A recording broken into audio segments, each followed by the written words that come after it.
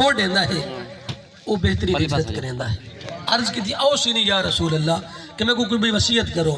فرمایا اوصیک بتقوی اللہ فإنہ زین لامرک. ابو ذر میں تے کوئی وصیت کرے نا کہ تیرے دل دے وچ اللہ دا خوف ہوئے. جب تیرے دل وچ اللہ دا خوف ہو سی تیرے کول گناہ نہ تھی سی. فإنہ زین لامرک. اللہ دا خوف تیری زندگی کو خوبصورت بنا دے سی. جس بندے دے دل وچ اللہ دا خوف آونے یاد رکھو دے کول گناہ نہیں تھی. اللہ دی نافرمانی نہیں تھی. حضور دی نافرمانی نہیں تھی. امام یافی علیہ رحمہ لکھ دن کہ ایک نوجوان کپڑے دی دکان تے کم کریں دا ہے. وقت دا ولی ہے نوجوان خوبصورت ہے حسین ہے. ایک عورت ہے یہ کپڑا گنن لیکن ان دی نظر نوجوان تے پئی دل ہوندا خراب تھی گئے. وہ کپڑا زیادہ گن کیتا ہے. نیت خراب ہے. کپڑا زیادہ تھی گئی ہے. گننی بدھی گئی ہے. مالک کو آدھے اپنے نوکر کو آکو میں کو گھر تک پہنچا کے آوے. ان دی نیت دا مالک کو پتہ نہیں چلا. ان نوکر کو آکا کہ اس بی بی کو گھر پہنچا کے آ. لیکن جلے گھر داخل تھی ہے دروازہ بند کر دیتا سی. گناہ دی دعوت نہیں ہے لیکن وہ نوجوان ہے انی اخاف اللہ. میں تیری گال کیویں من سکدا. میں اللہ کو بڑا ڈردا. میں اپنے اللہ کو خوف کھانا. میں تیری گال نہیں من سکدا. لیکن عورت ذات ہے شیطان دے روح پہ چاہیوں میں لے. وہ بڑی دعوت نہیں تھی منت کی تھی اور وہ سختی بھی کی تھی. اس نوجوان نے وال سوچا کہ ہو سکتا میں بھٹک ونجا. قید بھی تھیا کھنا شیطان دے روپ دے سامنے آ پیا. عورت ذات ہے پئی روک ٹوک بھی کوئی نہیں.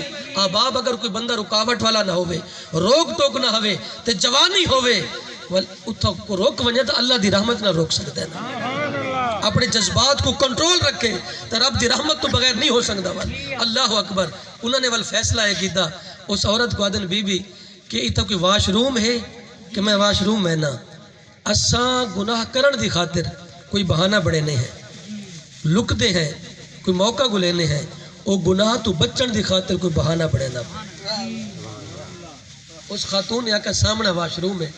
واش روم گئے پیشاب کر کے اپنے جسم دے مل گئے دنے. گناہ تو بچن دی خاطر ان دی عمل تے نظر رکھا ہے.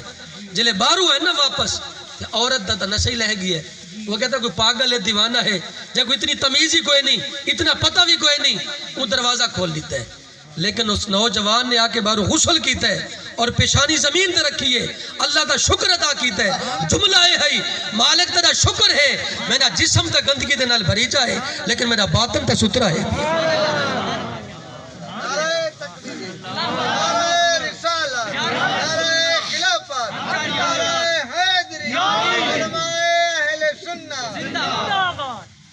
یا اللہ تیرا شکر ہے میرا باطن تے ستھرا ہے. پیانا امام یافی فرمیندن اس غسل دے بعد ان دے جسم دے وچوں کستوری تو زیادہ خوشبو آندی ہے.